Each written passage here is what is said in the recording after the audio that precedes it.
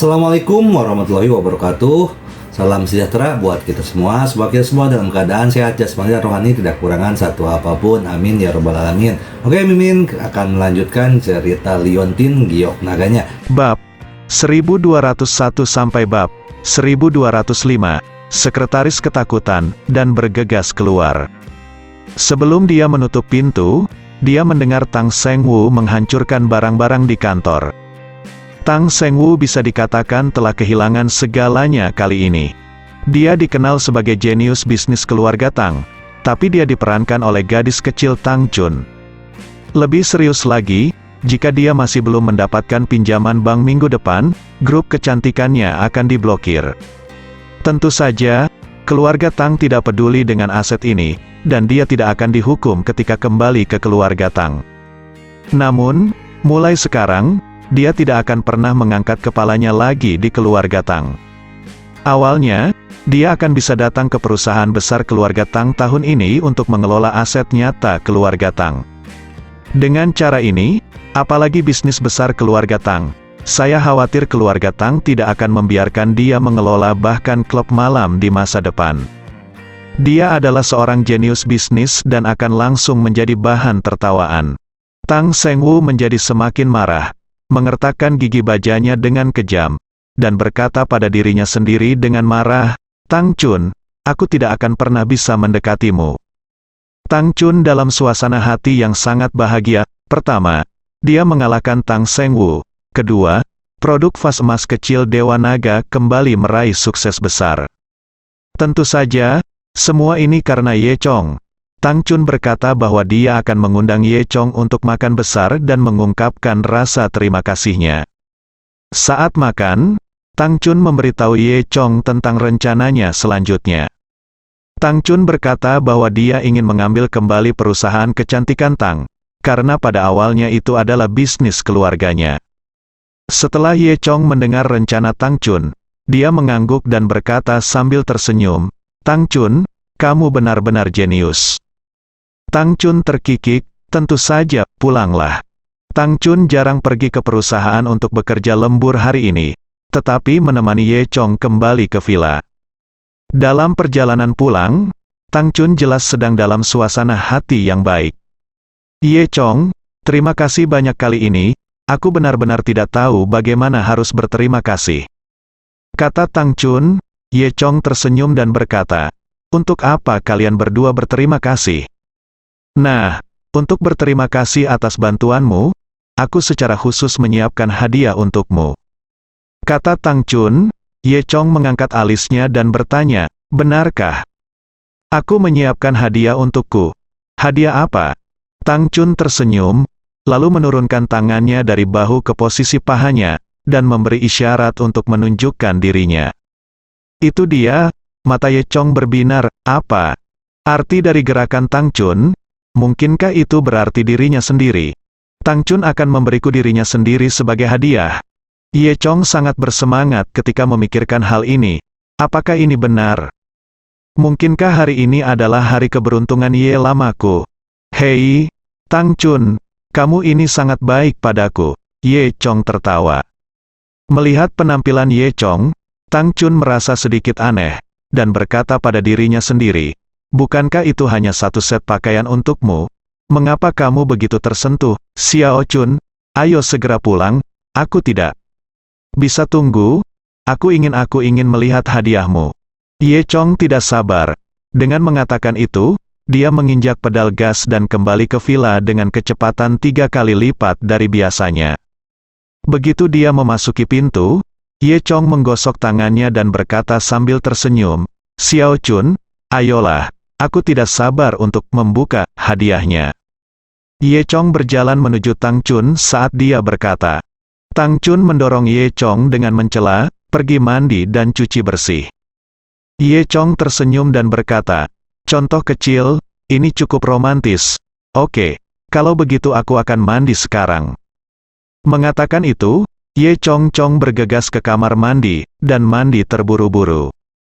Kemudian, dengan hanya mengenakan kerudung, dia keluar. Setelah mandi, Ye Chong bergegas ke kamar Tang Chun lagi. "Hei, Tang Chun, aku datang."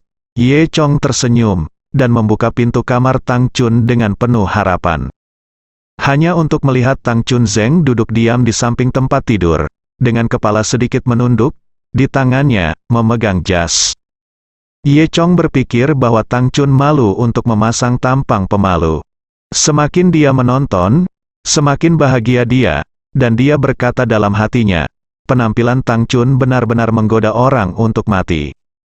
Ye Chong tiba-tiba merasakan api di hatinya, dan tubuhnya terasa panas.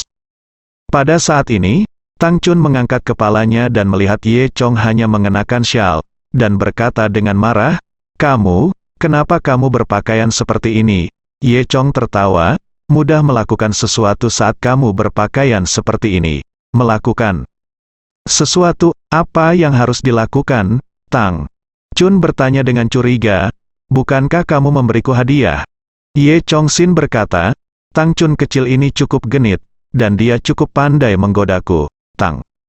Chun mendorong pakaian di tangannya dan berkata, "Ini, set pakaian baru ini untukmu." "Hehe, Xiao Chun, kamu sangat berhati-hati. Aku tidak menyangka kamu secara khusus menyiapkan pakaian untukku. Hehehe." Ye Chong tertawa.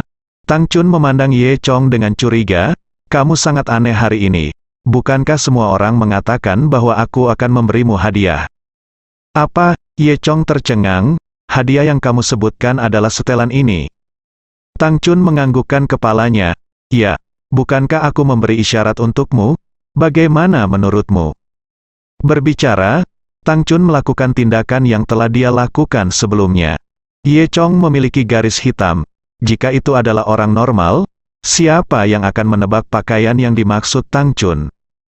Dia melihat jas di tangannya, hatinya adalah benar-benar campur aduk.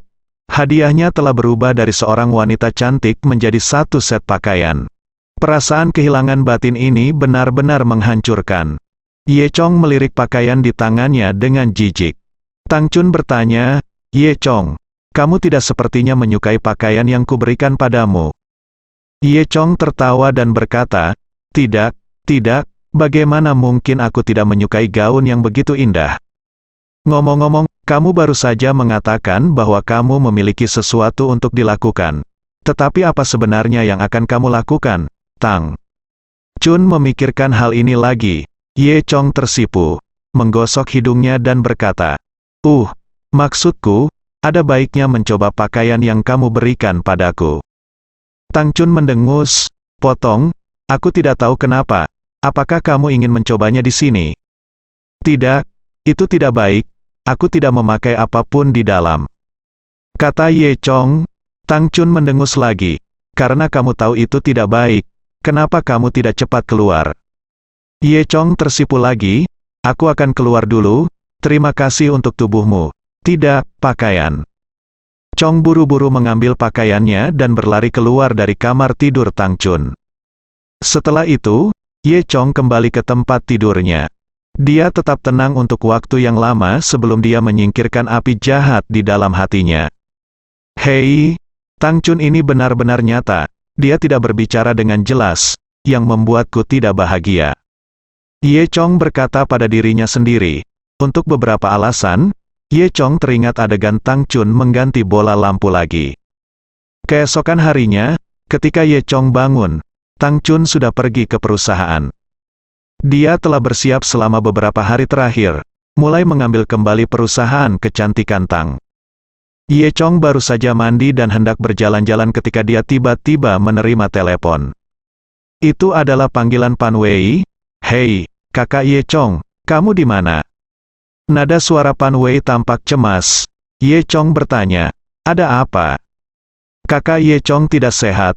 Tolong bantu aku cepat, sesuatu terjadi pada kakekku." Pan Wei berkata dengan cemas. Ye Chong berkata, "Oke, jangan khawatir, aku akan pergi sekarang." Kemudian, Ye Chong pergi ke rumah Pan Wei. Beberapa hari yang lalu, ketika dia mengantar Pan Wei pulang, dia pernah mengunjungi villa keluarga Pan, dan dia masih mengingatnya dengan jelas. 1 jam kemudian, ketika Ye Chong datang ke taman di luar villa Pan, Pan Wei sedang mondar-mandir dan menunggu dengan cemas di depan pintu. "Kakak Ye Chong, Kamu di sini?" Melihat Ye Chong mendekat, Pan Wei segera berlari.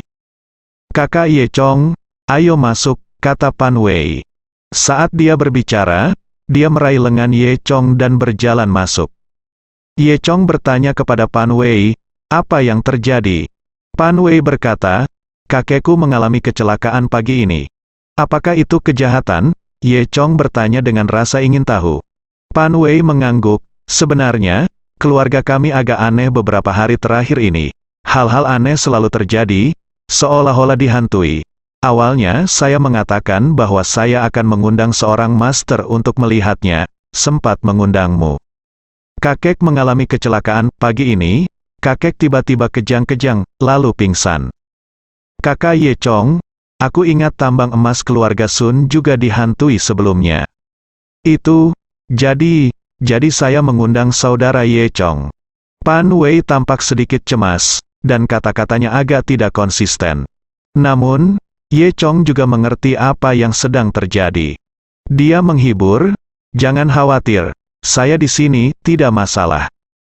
Pan Wei mengangguk. Keduanya berjalan ke pintu kompleks keluarga Pan sambil berbicara. Terakhir kali, Ye Chong hanya berdiri di depan pintu halaman keluarga Pan dan merasakan kemegahan halaman keluarga Pan. "Kali ini, saya masuk ke kompleks, melihat sekeliling, dan melihat bangunan Cina kuno yang mewah di mana-mana. Paviliun, batu bata emas, dan ubin hijau, semuanya dibangun dengan gaya yang sangat mewah. Di dalam seluruh kompleks terdapat bebatuan, taman, kolam, del yang tersebar, membentuk lanskap kecil di taman. Di antara setiap area lanskap kecil, ada jalan lebar berliku-liku. Di awal jalan Qingxi, ada beberapa gerbong retro yang diparkir. Pekarangan keluarga Pan cukup luas. Jika ingin berkeliling di pekarangan, gerbong adalah alat transportasi yang baik, meski sedikit lebih lambat, namun lebih sesuai dengan temperamen seluruh pekarangan daripada mobil. Mereka berdua naik kereta sambil berbicara, cambuk di tangan kusir di gerbong itu terbanting di udara, retak. Gerbong ganda itu berjalan menuju bagian dalam kompleks dengan dadada. Ye Chong tidak dapat menahan kekaguman di dalam hatinya bahwa di tempat seperti ibu kota, di mana setiap jengkal tanahnya mahal, keluarga Pan mampu membangun gedung yang begitu megah. Ini sangat luar biasa sehingga perlu diangkut dengan kereta kuda. Harus dikatakan bahwa kekuatan keluarga empat pahlawan sangat kuat. Ini hanya keluarga empat pahlawan, jika itu adalah keluarga Cao di atas keluarga Pan. Saya tidak tahu akan seperti apa. Kecepatan kereta tidak terlalu lambat, tidak butuh waktu lama bagi kereta Ye Chong dan Pan Wei untuk berhenti di pintu masuk bangunan villa jauh di dalam kompleks. Bangunan villa keluarga Pan merupakan bangunan berlantai 5 yang sangat mewah. Bagian luar bangunan semuanya didekorasi dengan warna hitam yang elegan, dan setiap lantai memiliki jendela dari lantai ke langit-langit yang luas dan cerah. Di bagian atas villa juga terdapat taman gantung. Melihat sekeliling, seluruh villa terlihat sangat mewah. Setelah turun dari gerbong, Pan Wei membawa Ye Chong ke villa. Setelah memasuki rumah, Ye Chong bisa lebih merasakan kekuatan finansial keluarga Pan. Interior villa ini hampir sama dengan istana. Keluarga Pan menyukai keanggunan, dan dekorasi interior serta tata letaknya cukup elegan. Seluruh rumah, meski bukan jenis biasa yang gemerlap, dan segala jenis furnitur yang mahal dan mencolok. Namun, perabotan di mana-mana sangat mewah, bahkan jika ada vas yang tidak mencolok di sudut, selama orang yang cerdas datang dan melihatnya, dia akan tahu bahwa itu bernilai jutaan. Lukisan berharga di beranda bahkan lebih tua, dan sudah memiliki aura yang samar. Namun, ketika Ye Chong pertama kali masuk, dia sudah merasakan ada roh jahat yang samar di ruangan ini. Sepertinya yang dikatakan Pan Wei benar, memang ada masalah dengan ruangan ini. Setelah itu, Pan Wei membawa Ye Chong langsung ke lantai 2. Saat ini, di pintu kamar tidur di lantai 2, ada banyak orang berpakaian mewah. Ada ekspresi cemas di wajah orang-orang ini, pintu kamar terbuka, dan suara nyanyian keluar terus-menerus dari dalam. Pan Wei berjalan mendekat, Ayah, ini yang saya ceritakan, instruktur saya Ye, dia sangat baik. Kata Pan Wei kepada seorang pria parubaya. Pria parubaya itu memiliki alis mata terbelalak dan wajah serius dengan karakter Cina. Kakak Ye Chong, ini ayahku, Pan Dehai. Pan Dehai melirik Ye Chong, hanya untuk melihat bahwa dia masih muda dan mengenakan pakaian biasa, dan dia merasa sedikit lebih jijik dan jijik pada awalnya. Pan Dehai melirik Ye Chong, lalu tersenyum tipis. Wei Wei, jadi instrukturmu masih sangat muda? Aku mendengarmu mengatakan setiap hari bahwa instrukturmu sangat kuat, kupikir dia senior yang dihormati.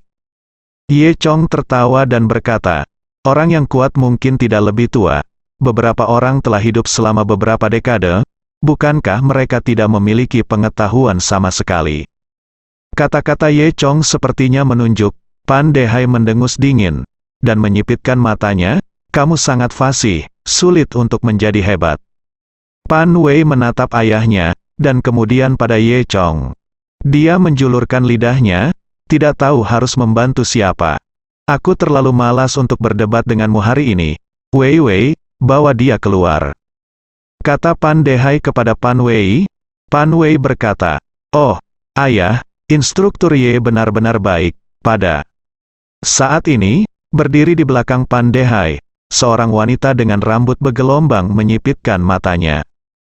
Dia mendengus dingin dan berkata, Xiao Wei, kamu menjadi semakin bingung akhir-akhir ini terkait dengan kehidupan kakekmu. Mengapa kamu tidak menemukan seseorang untuk melihat kakekmu? Bagaimana menurutmu? Apa maksudmu? Pan Wei berkata dengan enggan. Wanita ini adalah bibi kedua Pan Wei, Pan Haiping. HMPH, izinkan aku memberitahumu, kakak, nona muda harus merawatnya dengan baik. Jangan membawa siapapun pulang bersamamu di masa depan. Berhati-hatilah agar tidak menyakiti ayah kita. Pan Haiping memberi Ye Chong tatapan menghina. Pan Wei berkata, instruktur Ye sangat kuat, kalian semua tahu tambang emas keluarga Sun, kan? Ada tempat berhantu di sana, dan hantu baru-baru ini dimusnahkan oleh instruktur Ye. Tanpa menunggu orang lain berbicara, dari kamar tidur, sebuah suara tua keluar. Hehe, apa yang hebat tentang anak tambang emas? Itu karena saya, Zhang Tianxi, tidak muncul. Jika saya datang, saya akan memusnahkan hantu itu sejak lama. Pak tua, pria tua ini berusia lebih dari 60 tahun, dengan janggut putih dan rambut putih, dan janggut yang sangat panjang. Ketika dia berjalan, janggutnya berkibar, dan dia terlihat seperti peri. Orang tua itu mengenakan jubah emas Tao, dan di bagian belakang jubah itu juga ada pola seperti gosip. Hehe, itu benar, keluarga Sun semuanya idiot, mereka hanya mencari pendeta Tao palsu dengan nama yang sia-sia. Jika dia mau meminta bantuan tuanku, dia akan menyelesaikan masalahnya sejak lama. Pak tua, pemuda lain berjubah putih Tao keluar. Dia terlihat beberapa tahun lebih tua dari Ye Chong. Setelah keduanya keluar, semua orang langsung mengepung mereka. Tianxi Zhang, bagaimana kabarmu? Pan Dehai bertanya. Orang tua yang dikenal sebagai Zhang Tianxi memutar janggutnya dan berkata, ya, kejahatan yang menyerang Tuan Pan memang sangat kuat. Saya baru saja melafalkan mantra kelahiran kembali Long Hushan, tetapi saya tidak menyangka bahwa binatang ini tidak pergi. Belum, pergilah.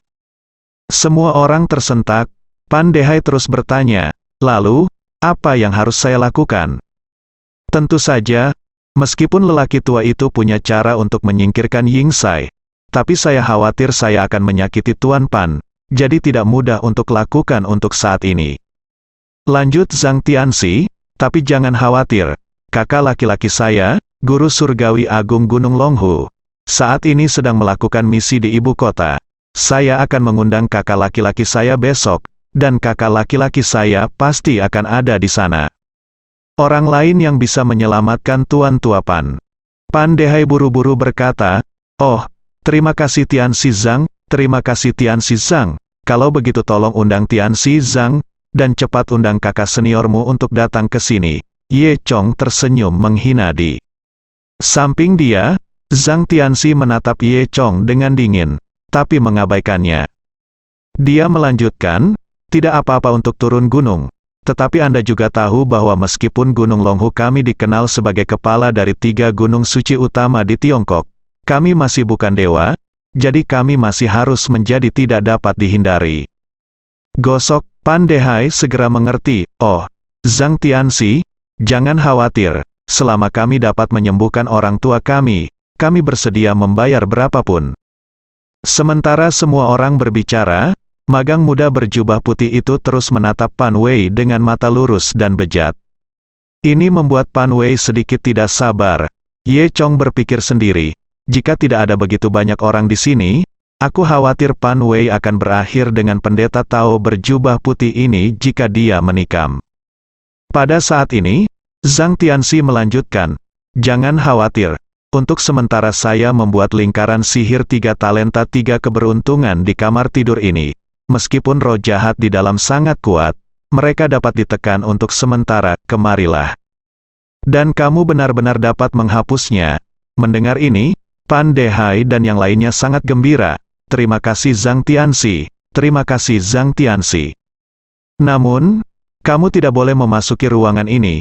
Jangan sampai kamu menghancurkan lingkaran sihir. Kamu harus tunggu aku kembali. Zhang Tianxi memperingatkan semua orang. Pan Dehai dan yang lainnya mengangguk, jelas percaya pada kata-kata guru surgawi. Tuan, mengapa saya tidak tinggal di sini saja? Malam ini, saya akan melindungi keamanan tempat ini. Taois berjubah putih itu mengajukan diri. Zhang Tianxi mengangguk, baiklah. Oh, terima kasih, Taois Xiaoxi, kata Pan Dehai. Pendeta kecil itu berkata sambil tersenyum, Paman Pan, sama-sama. Kemudian, dia memandang Pan Wei lagi, Nona Pan, jangan khawatir, saya akan melindungi keselamatan Anda hari ini. Dengan saya di sini, Anda harus baik-baik saja. Pan Wei mendengus, dan berkata dengan tidak sabar, tidak perlu, dengan instruktur Ye di sini, tidak ada masalah. Mendengar apa yang dikatakan Pan Wei, Xiao Daoisi sedikit kesal, dan menatap muram. Dia melirik Ye Chong. Ye Chong tidak peduli. Dia tampak puas. Pan Dehai segera keluar untuk memuluskan segalanya. Tuan Dawa kecil si, maafkan saya, putri saya terlalu manja dan tidak dapat berbicara. Nyatanya, Pan Dehai dapat melihat bahwa Dawa si kecil ini memiliki pemikiran yang tidak masuk akal tentang Pan Wei. Saya sudah lama mendengar desas-desus bahwa pasangan master dan magang di Gunung Longhu, yang satu rakus akan uang dan yang lainnya penuh nafsu, tampaknya reputasi mereka memang pantas. Untuk ini, Pan Dehai tidak merasa jijik. Anda tahu, Gunung Longhu adalah salah satu dari 3 gunung peri besar di Xia. Letaknya di pegunungan Wangjing di pinggiran timur ibu kota. Longhushan berbeda dari keluarga besar di ibu kota ini, tidak memiliki peringkat seperti itu di antara hal-hal umum. Namun, dalam hal kekuatan, saya khawatir master kultivasi dan pencerahan abadi di Gunung Longhu jauh lebih kuat daripada keluarga Pan. Dengan bantuan Longhushan, keluarga Pan bahkan berani menghadapi keluarga Cao. Selain itu, sumber budidaya di Gunung Longhu juga sudah lama ditunggu-tunggu di antara keluarga sekuler ini. Terutama bagi orang kaya yang memiliki cukup uang. Hal berikutnya yang mereka inginkan adalah hidup selamanya, dan mereka sangat mendambakan cara budidaya keabadian di Gunung Longhu. Karena itu, jika dia bisa menjalin hubungan dengan Longhushan, Pan Dehai bersedia melakukannya. Meskipun Daoisi kecil ini adalah murid awam, dia mengikuti guru besar langit Gunung Longhu. Jika dia bisa bersama putrinya, itu akan menjadi pilihan yang bagus. Dalam benak Pan Dehai, dia memikirkan hal-hal ini dengan cepat. Setelah itu, dia berkata sambil tersenyum, Dawa Xiaoxi, maka saya akan menyusahkan Anda untuk tinggal di sini malam ini. Ketika saatnya tiba, biarkan Weiwei saya menemani Anda berkeliling. Mata Dawa Xiaoxi berbinar ketika mendengar ini. Oke. Pan Wei berkata dengan enggan, Ayah, mengapa kamu tidak meminta instruktur Ye untuk mengunjungi kakek? Mungkin dia punya cara. Pan Dehai mendengus. Jangan main-main. Tian Xizang berkata bahwa di dunia ini, hanya kakak laki-lakinya yang bisa menyembuhkan penyakit lelaki tua itu. Pria seperti apa anak ini, daripada tuanku? Taois Xiaoxi memandang Ye Chong dengan sedikit iri. Pan Wei terus berbicara dengan Ye Chong, yang membuatnya sangat kesal. Pan Deping juga muncul. Benar, Xiao Wei, kamu gadis bodoh, kamu telah ditipu. Wajah cantik Pan Wei memerah, bibi kedua. Mengapa? Kamu mengatakan itu? Pan Dehai bergegas keluar untuk memuluskan segalanya dan berkata, tidak, gadisku hanya cuek, dia berbicara omong kosong. Apa yang dikatakan Zhang Tianxi, siapa yang bisa tidak percaya?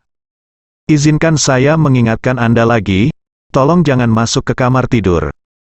Kata Zhang Tianxi sambil menatap Ye Chong dengan dingin. Ye Chong tidak peduli. Dia tidak peduli. Pan Wei ingin mengatakan hal lain. Pan Dehai segera menjadi tegas, melirik Pan Wei, dan berkata, Pan Wei, kamu bisa membawa tamumu pergi. Pan Dehai biasanya memanggil putrinya, Wei Wei. Tetapi dia tiba-tiba memanggilnya dengan nama depannya, hanya marah. Pan Wei tidak takut, dan hendak membalas. Tapi Ye Chong tersenyum dan berkata, oke, Kitty, karena keluargamu tidak mempercayaiku, maka aku tidak perlu menunjukkan kekuatanku di sini. Zhang Tianxi mendengus dingin, dia tentu saja tidak akan tolak dirinya untuk bertengkar dengan Ye Chong. Jadi dia tidak mengatakan sepatah kata pun. Setelah berbicara, Ye Chong menoleh dan pergi. Pan Wei buru-buru mengejarnya, kakak Ye Chong, tunggu aku. Pan Dehai memandang punggung Pan Wei, menggelengkan kepalanya berulang kali, dan berkata, maafkan aku, Zhang Tianxi, Taois Xiaoxi, putriku terlalu naif. Zhang Tianxi mendengus dingin dan tidak mengatakan apa-apa. Dan Taois Xiaoxi menyaksikan Pan Wei mengejar untuk menemukan Ye Chong, merasa cemburu di hatinya. Di sisi lain, saat Ye Chong berjalan keluar pintu, Pan Wei mengejarnya. Pan Wei meraih lengan Ye Chong dan berkata, baiklah, saudara Ye Chong, jangan marah, itu semua orang tua ayahku yang bodoh. Pan Wei meminta maaf kepada Ye Chong dengan lidah kecilnya terjulur. Ye Chong tersenyum, menyentuh kepala Pan Wei, dan berkata, kenapa aku harus marah padamu? Tidak apa-apa, karena keluargamu tidak membutuhkan bantuanku, maka jangan memaksanya. Pan Wei cemberut, HMPH, jika kamu pergi, kamu akan marah padaku. Ye Chong bertanya dengan tercengang, oke, baiklah, bagaimana mungkin aku tidak marah padamu? Pan Wei berkata, bagaimana dengan ini? Malam ini, kamu ayo tinggal di sini, kita punya banyak kamar tamu. Ye Chong berpikir sejenak, lalu melihat ke kamar tidur Tuan Pan. Orang biasa tidak bisa melihatnya, tapi Ye Chong bisa melihatnya dengan jelas. Ada lapisan udara hitam yang tebal di sekitar kamar tidur itu. Saya khawatir hantu keluarga Pan ini memang memiliki beberapa keterampilan moral. Ye Chong takut sesuatu akan terjadi malam ini. Keluarga Pan tidak mempercayainya, dan kecelakaan itu adalah kesalahannya sendiri. Namun, Ye Chong Zong tidak dapat membahayakan Pan Wei. Dia memikirkan hal ini, mengangguk, dan berkata sambil tersenyum, oke, kalau begitu aku akan tinggal di sini. Pan Wei terkikik, bagus, saudara Ye Chong, ayo pergi, aku akan membawamu ke kamar tamu. Kompleks keluarga, selain villa tempat tinggal pemiliknya, ada banyak kamar tamu di belakang taman. Semua kamar tamu ini merupakan struktur townhouse, dan masing-masing didekorasi dengan mewah dan indah. Pan Wei menemukan kamar terbesar. Kakak Ye Chong, kamu bisa tinggal di sini malam ini. Kata Pan Wei, saat ini, bibi Pan Wei, Pan Deping, baru saja datang bersama Taois Xiaoxi. Ketika Pan Deping mendengar apa yang dikatakan Pan Wei, dia langsung mengangkat alisnya. Xiao Wei, apa yang kamu bicarakan? Kamar tamu ini disediakan untuk tamu yang paling terhormat. Apakah ada yang bisa tinggal di dalamnya? Kata Pan Deping.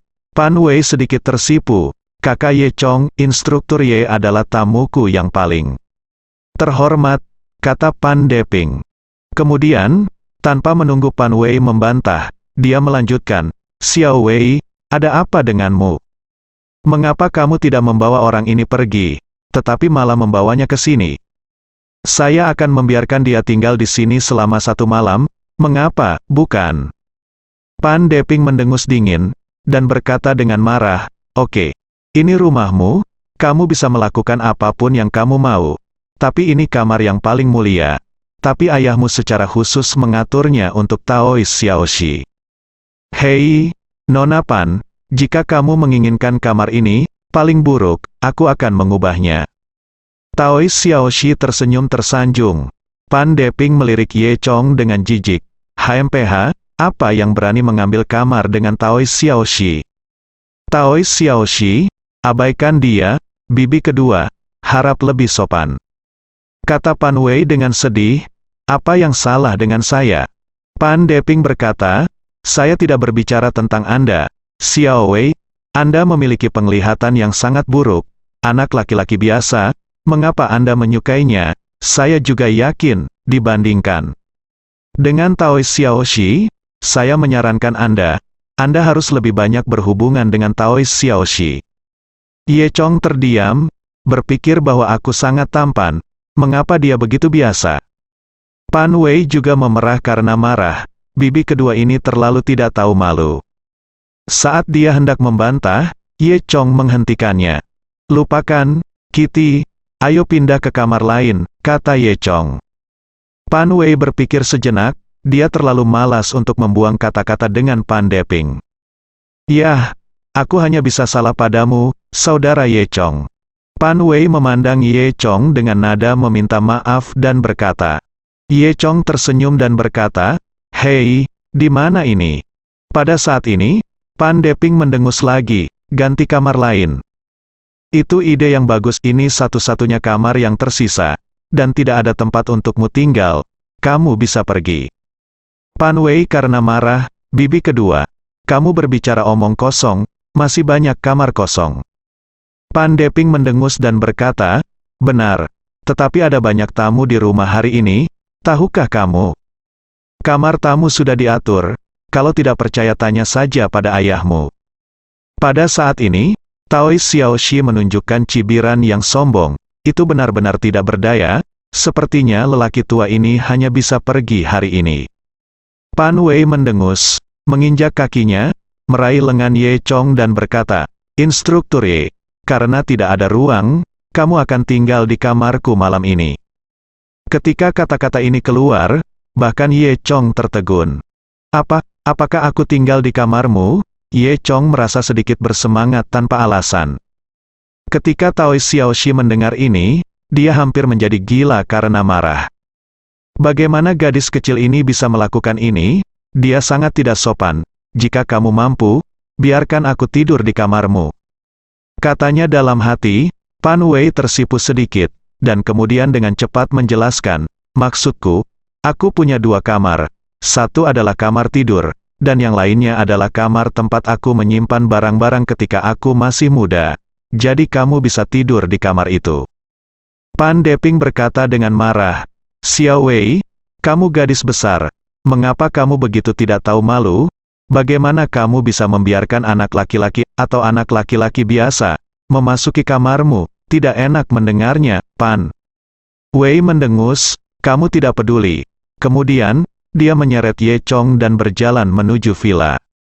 Pan Wei ini terbiasa terburu-buru, seperti tomboy, dan Pan Deping tidak berdaya. Taois Xiaoxi sangat cemburu melihat punggung Ye Chong dan Pan Wei. Sejak dia datang ke sini, dia mulai menjilat Pan Wei. Namun, Pan Wei sepertinya tidak tertarik padanya. Dan Ye Chong yang datang sekarang tidak setampan dia, tidak secantik pakaiannya, dan latar belakangnya bahkan lebih tak tertandingi. Pada akhirnya, Ye Chong bisa tidur di kamar Pan Wei. Sialan ini menjengkelkan, hanya memikirkannya. Bukan aku yang tidur di kamar Pan Wei. Taois Xiaoxi sedikit gila. Pan Deping dapat melihat bahwa Taois si kecil itu tampak sedikit tidak bahagia. Dia buru-buru berkata, "Oh, Taois Xiaoxi, jangan marah. Seorang gadis kecil tidak tahu apa-apa. Bagaimana dia bisa tahu siapa yang benar-benar baik?" Ayah berhati-hati, bakat seperti Taois Xiaoxi adalah satu-satunya dengan kita, Xiao Wei. Taois Xiaoxi mengangguk. Jadi, terima kasih, Bibi Pan. Melihat suasana hati Taois Xiaoxi, Pan Deping tampak sedikit tertekan. Dia berkata, Little Taois pendeta, jika Anda merasa tidak seimbang, mengapa Anda tidak tidur di kamar saya? Pendeta Tao kecil itu dengan cepat melambaikan tangannya dan berkata, Tidak, tidak, saya akan tidur di kamar tamu. Di sisi lain, Pan Wei membawa Ye Chong ke lantai 3 villa. Di ujung sisi timur lantai 3, ada 2 kamar yang berseberangan. Satu adalah kamar tidur Pan Wei, dan yang lainnya adalah tempat mainan masa kecil Pan Wei dan barang-barang lainnya. Namun, kebetulan ada tempat tidur di dalamnya, yang juga merupakan rumah lama Pan Wei sebelumnya. Pan Wei berkata dengan wajah merah, Kakak Ye Chong, nah, kamarnya agak berantakan, kamu bisa istirahat di sini hari ini. Chong tersenyum dan berkata, Oke, bagus, pada saat ini, Pan Dehai berjalan mendekat. Wei Wei, barusan aku mendengar dari bibimu yang kedua bahwa kamu meninggalkan anak ini di sini. Pan Dehai menatap Ye Chong dan berkata sedikit tidak senang. Pan Wei mendengus, tidak bisakah kamu, ini tamuku, temanku, tidak bisakah? Kamu tinggal, tidak mengatakan apa-apa. Dia memandang Ye Chong dengan penuh arti. Nak, aku tidak tahu, bagaimana kamu bertemu putriku. Apakah kamu benar-benar mampu, sekuat yang dikatakan putriku? Jelas, ini adalah keluarga Pan, dan Pan Wei adalah putriku meskipun nama keluarga kami adalah Pan. Kamu tidak bisa memanjat begitu saja jika kamu mau, Ye. Chong tidak peduli dengan sikap Pan Dehai. Bagaimanapun, dia ada di sini malam ini, terutama untuk melindungi Pan Wei. Adapun sikap Pan Dehai terhadapnya, dia tidak peduli sama sekali. Pan Wei menghentakkan kakinya dengan marah. Oh, ayah, apa yang kamu bicarakan? Jika kamu melakukan ini lagi, aku akan pergi dengan instruktur Ye dan tidak kembali. Pan Dehai membuka mulutnya dan berkata tanpa daya, lupakan itu, keluar dan makan. Setelah berbicara, dia berbalik dan turun. Ye Chong tahu bahwa Pan Dehai sangat mencintai putrinya, Pan Wei. Saat Ye Chong sedang berpikir, Pan Wei meraih lengan Ye Chong dan berjalan ke bawah. Kakak Ye Chong, izinkan saya menunjukkan kepada Anda hari ini, restoran kami sangat indah. Ye Chong penasaran, restoran itu, seberapa indah itu? Kamu akan tahu ketika kamu tiba, kata Pan Wei sambil tersenyum. Kemudian, Pan Wei menarik Ye Chong, dan keduanya pergi ke lantai 1. Setelah memutar koridor di lantai 1, kami tiba di restoran di belakang villa. Begitu memasuki restoran, Ye Chong mengerti apa yang dimaksud Pan Wei. Restoran di villa keluarga Pan benar-benar indah. Restoran ini dikelilingi oleh jendela kaca besar dari lantai ke langit-langit. Di halaman luar, menghadap langsung, adalah pemandangan danau buatan. Koridor kayu panjang membentang di sepanjang permukaan danau hingga mencapai tengah danau. Terdapat sebuah gazebo di tengah danau, dengan sudut-sudut yang menjuntai dan bentuk yang unik. Meski malam tiba, lentera sudah digantung di sekitar danau. Cahaya lembut dan sinar bulan yang sejuk terpantul pada salju putih tipis. Untuk sesaat, dunia tampak sangat damai dan indah. Sungguh kenikmatan makan di restoran seperti itu dan menikmati pemandangan malam yang indah sambil menyantap makanan lezat. Benar saja, keanggunan keluarga Pan ada di tulang mereka. Namun, sepertinya Pan Wei tidak mempelajarinya. Ketika Ye Chong memuji pemandangan yang indah, Pan Wei berkata dengan jijik, tidak apa-apa melihat terlalu banyak, sekarang aku hanya ingin muntah di meja makan. Pan Dehai dan istrinya Wang Chuiru, dan Pan Deping, serta beberapa tokoh penting keluarga Pan mereka, semuanya telah disiapkan sesuai dengan tempat duduk mereka. Duduk di sebelah Pan Dehai adalah Taois Xiaoxi. Meja makan Pan juga cukup besar. Dengan banyaknya orang yang duduk, masih banyak kursi yang kosong. Pan Wei menarik Ye Chong, menemukan tempat acak dan duduk. Di mata Taois Xiaoxi, ada sedikit kecemburuan. Semua orang di keluarga Pan mengabaikan Ye Chong, seolah-olah mereka tidak melihatnya. Hanya Wang Cuiru yang melirik Ye Chong dengan rasa ingin tahu. Kemudian, dia melirik Taois Xiaoxi lagi. Dia berpikir sejenak, seolah membuat perbandingan, lalu menggelengkan kepalanya pada Ye Chong. Meskipun gerakan Wang Cuiru tidak jelas, Ye Chong bisa melihat semuanya. Artinya jelas, seolah-olah dia tidak puas dengan Ye Chong menjadi menantunya. Ye Chong tidak peduli. Setelah beberapa saat, hidangan lezat disajikan satu demi satu. Sebuah meja besar berisi hidangan lezat hampir merupakan jamuan makan kecil yang lengkap. Pan Wei berbisik kepada Ye Chong, "Kakak Ye Chong, kamu harus makan lebih banyak bebek panggang hari ini. Koki yang disewa oleh keluarga kami adalah pensiunan koki dari Kuan Sande, restoran bebek panggang paling terkenal di Beijing. Salah satu yang terbaik di ibu kota. Biasanya banyak orang yang suka datang ke rumah saya untuk makan bebek panggang." Soal bebek panggang, Pan Wei cukup bangga. Setelah beberapa saat, bebek panggang itu muncul seperti yang diharapkan. Ye Chong melirik bebek panggang yang berminyak, dan pancake emas dan halus di sampingnya, dan berkata dalam hatinya bahwa itu benar-benar terlihat enak. Pan Wei mengambil sumpit, mengambil sepotong, dan menaruhnya di mangkuk Ye Chong. "Instruktur Ye, cobalah, Ye." Chong tidak sopan, dan menggigitnya. Rasanya benar-benar renyah di luar dan empuk di bagian dalamnya, dan rasanya enak. Itu memang sesuatu yang dibuat oleh seorang koki di Beijing. Taois Xiaoxi di sebelahnya sangat cemburu, menyaksikan Pan Wei dan Ye Chong menjadi akrab.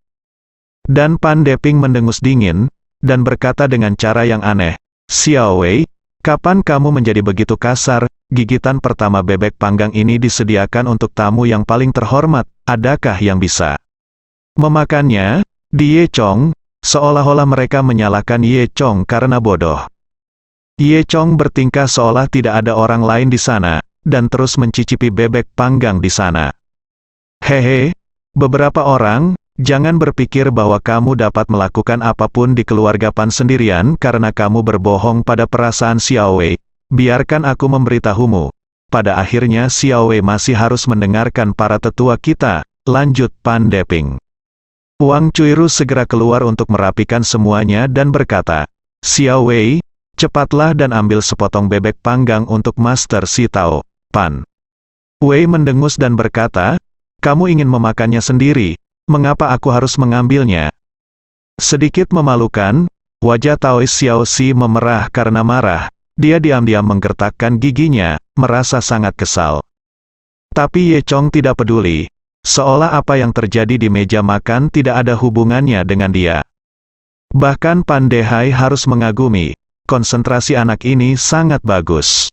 "Saudaraku, apa yang dilakukan anak ini? Apa haknya untuk duduk di meja makan keluarga Pan kita?" tanya seorang pria paruh baya. Pan Dehai berhenti, dan berkata, "Ini adalah teman Wei Wei, yang juga datang untuk membantu kami menyingkirkan hantu.